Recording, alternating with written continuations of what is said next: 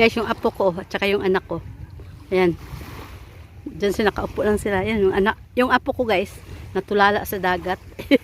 Alam ko, anong iniisip niyan? Ano yan, nagpapabidyo lang yan siya? Aba, opo na rin siya. Napagod ka, Ziggy? Ziggy, napagod ka? Hey, what are you doing? What are you thinking? Hey, don't go there!